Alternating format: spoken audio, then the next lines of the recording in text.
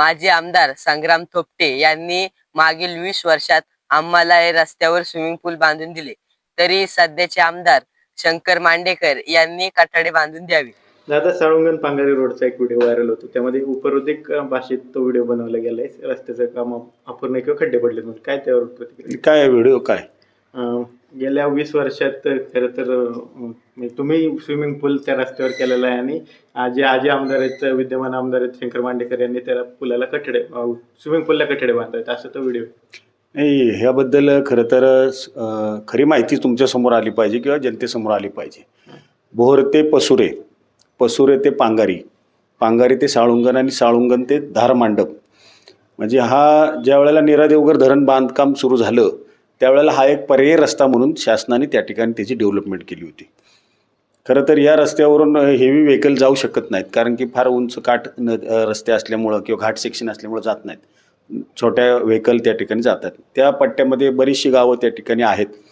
खरं तर यामध्ये पूर्वीच्या काळामध्ये म्हणजे मी प्रतिनिधी असताना बोहर ते पसुरे, त्याचप्रमाणे पसुरे ते पांगारी आणि त्यानंतर साळुंगण ते धारमांडप अशा रस्त्याचं काम त्या ठिकाणी पूर्ण झालेलं आहे. आता हा जो पांगारी ते साळुंगण हा जो काही पट्टा आहे तो साधारणतः 8 किलोमीटरच्या लांबीचा पट्टा त्या ठिकाणी राहिलेला आहे. पूर्वीच्या काळामध्ये FDRच्या हेड अंतर्गत त्या रस्त्यासाठी सुद्धा निधी आम्ही मागितला होता. दुर्दैवानं पुढच्या चेनेजमध्ये म्हणजे साळुंगण ते धारमांडप ह्या चेनेजचा निधी मंजूर झाला आणि पहिल्या 8 किलोमीटरचा चेनेज त्या ठिकाणी त्याला मंजुरी मिळाली नाही. साधारणतः त्याच्यावरती परत मी वर्षभर पाठपुरावा त्यावेळेला केला, परंतु त्यावेळेला काय त्याला निधी मंजूर झाला आणि नंतर निवडणूकच लागली. त्यामुळं आता या रस्त्याकरता मी सुद्धा माननीय बांधकाम मंत्री माननीय शिवेंद्रराजे भोसले साहेब, त्याचप्रमाणे माननीय मुख्यमंत्री महोदय यांच्याकडे पाठपुरावा केलेला आहे आणि मला खात्री आहे की उद्याच्या हिवाळी अधिवेशनामध्ये याला निधी मंजूर होईल. दादा, कालच्या आंदोलन संदर्भात प्रश्न. काल सर्वपक्षीय आंदोलन होतं असं बोललं जात होतं किंवा तसे स्थानिक नेते पदाधिकारी सुद्धा उपस्थित होते, पण विद्यमान आमदार कुठे यामध्ये दिसले नाहीत. नाही, आता प्रश्न असा आहे की भोंगोली गावातील सबस्टेशन उभारण्यासाठी जे काही त्या ठिकाणी कंपनीने काम सुरू केलं होतं त्याला विरोध करण्याचा ग्रामस्थांनी प्रयत्न केला किंवा विरोध केला आणि भोर तालुक्यामधल्या जवळपास 71 गावांमध्ये आणि राजगड तालुक्यामधल्या 41 गावांमध्ये या टॉवर लाईन त्या ठिकाणी जात असल्यामुळं बाधित शेतकऱ्यांनी देखील एकत्र येऊन त्या ठिकाणी लढा पुकारला.